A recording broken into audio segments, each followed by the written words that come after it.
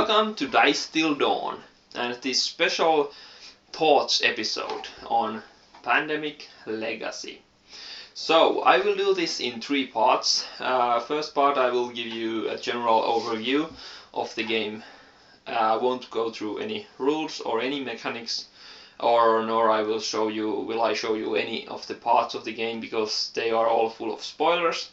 So this will be a totally spoiler free. I will limit all of my talk to things that are like overall general things or some of the things that are the most basic. Of course I have to maybe say some things that are like what could happen or stuff like that, but I won't go to any detail, so you should be safe watching this if you just want my thoughts and no spoilers. So, why spoilers? Well, most of you probably know the Legacy. This is the second game in the Legacy series, I guess.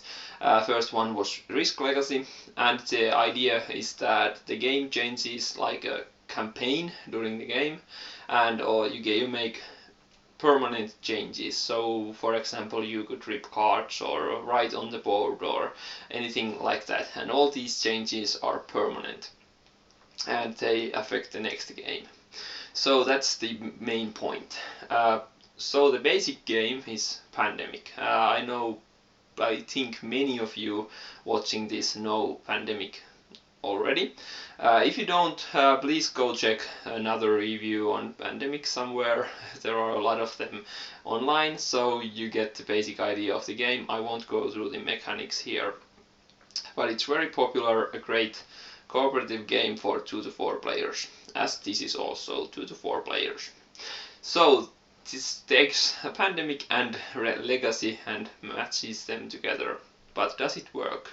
I will tell you my good and bad things about it next, and then we'll go on to my final thoughts. But basically, first of all, we played 18 games of this. We won 11 and lost 7 with a 4-player group. We actually played this in 2 sessions through about 20 hours total, so that was quite fun. That's how much we liked the game. We played it in 2 mega sessions, but all in all it takes about an hour per game and handles 2 to 4 players and changes quite a bit during the game. So I guess that's about it for the basic things. As I said, if you don't know how Pandemic works, then much of this won't make you any sense, I guess. So go check a video review of that first.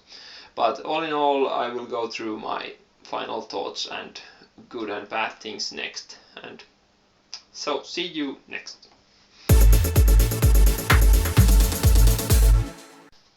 Okay, welcome back, and let's go on through my good and bad things about the game. I mostly have only good things to say, but first of all, this has a great story. I don't know, some people might say that it's nothing, it's like maybe predictable or stuff like that, but if you actually want the story and really play it other than just as a game, where you move your things and try to maximize your things, there are great moments here which give you the story a great feeling.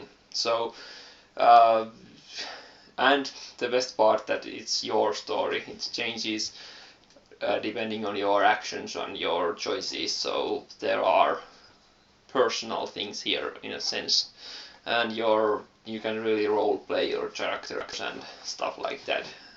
Which is great.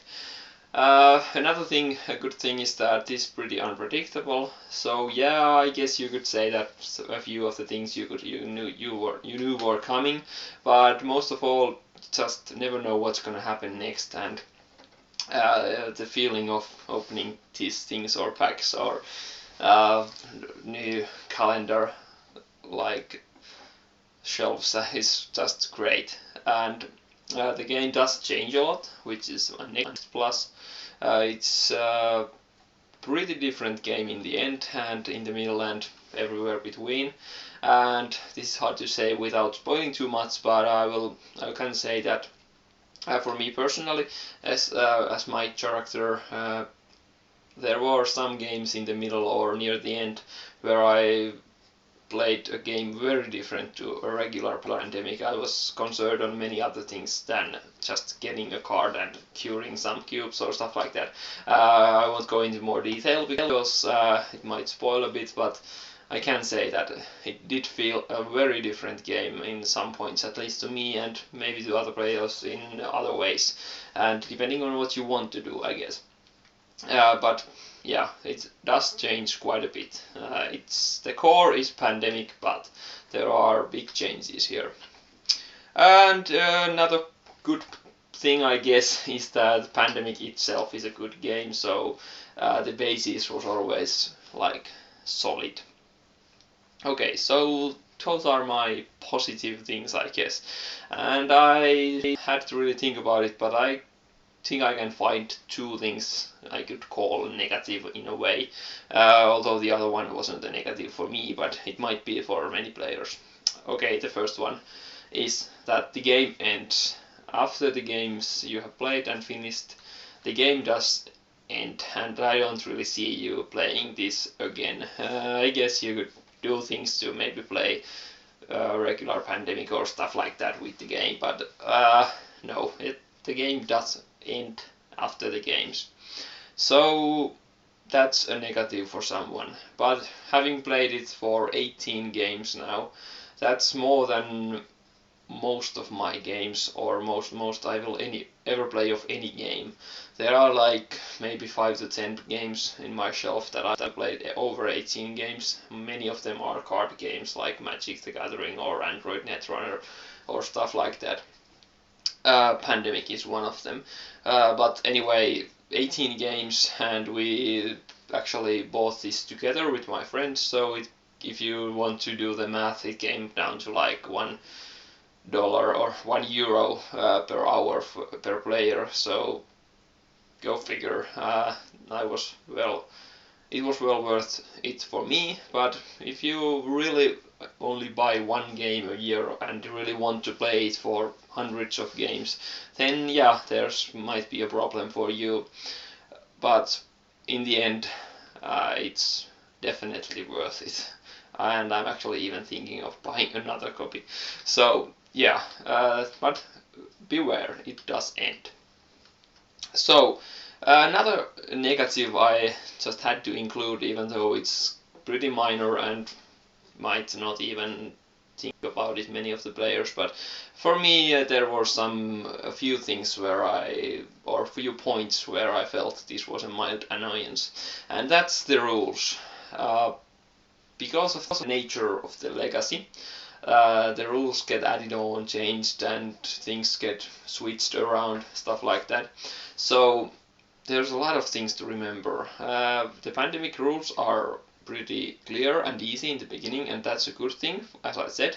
But once you start adding things and changing things, changing the regular things, and especially if you know Pandemic well, when something changes, you easily go back to the thing the way it used to be. So yeah, it goes like this. Then you no, it doesn't anymore. And there were a few things where a new thing was introduced to the game, and it was explained quite weirdly.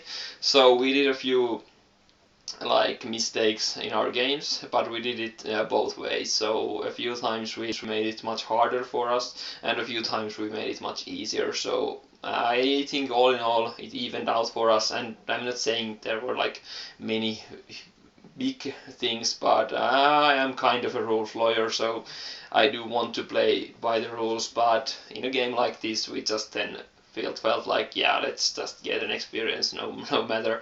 But I think there were a few things that could have been said better or explained a bit easier, I think.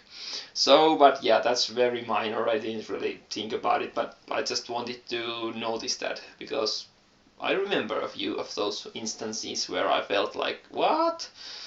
So just beware of that, but as all, it's very minor. Okay, so let's go on to my final thoughts. Okay, so on to my final thoughts. Do I recommend this game? Absolutely. Uh, what can be said? I'm actually thinking of buying another copy just to get to play more of it because I want more of this. And I know there are problems there, and of course all the other players would need to be players who haven't played this. I wouldn't play the same group, obviously, and I would have to like limit my advice and limit my involvement. But Pandemic is okay in that there are many turns where you just do a few things, move somewhere and treat a cube or stuff like that. So I don't think my game would be boring, but I would have to like be a bit reserved. But yeah, that's how much I like this game. Uh, it was weird, and it's still kind of weird to like think about this game because it's just not like anything I've played before. The changes and the things that happen are like whoa, and it only gets better the more you think about it after the game. We actually had a post-game like talk of almost an hour, I think, after the last game, where it just started going through the game and what that happened and what did we do well and where we could do better and what were our choices and some very nice things there. So I think everyone in my group liked this, and I absolutely, almost I could say, loved it.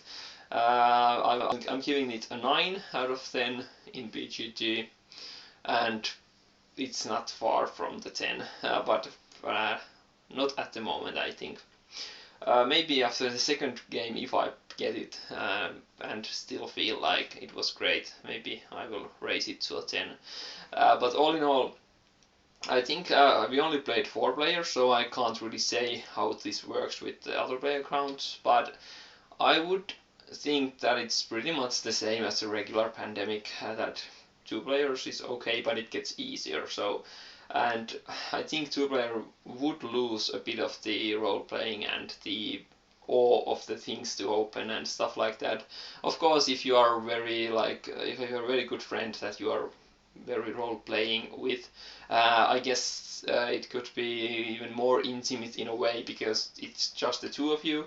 But I did really like the 4 player aspect of it because we all had our things and roles what we were doing, and everyone had their own responsibilities and also our own like characters, and I think 4 players is just harder in all overall, so I enjoyed that part of it also. So we won in the end with 11 wins. So we lost 1 month totally, and there were some games where we just got smacked in 1 or 2 rounds and had nothing to do with it. But there were some very tense games where we won just in the last final turn we could win, or there were some games where we would have won in the next round but just lost. But great like tension all around. So if you like story-based games or wild rides and have a few friends you can always play the same group with, I wouldn't change the group. Yeah, I guess you could, but I would really recommend you to play with the same group through the game, and just have time to play it either in like 2 long sessions like we did, 11 and 9 hours I think for our 2 sessions, but or just once a week, maybe a few hours, play a few games. I guess the average is about 1 hour per game because there are these legacy things you have to do and stuff like that, which takes it. Otherwise the game is basically the same length as a regular Pandemic. But so, if you have that group you could get together, or maybe your significant other or just one friend, I think 2 player would be fine, but I would recommend trying to find a 3rd or a 4th person, because I think it does get a bit better, but this is just my feeling. I haven't seen or played the game with 2 or 3, but there were more players to like talk with. So what can I say?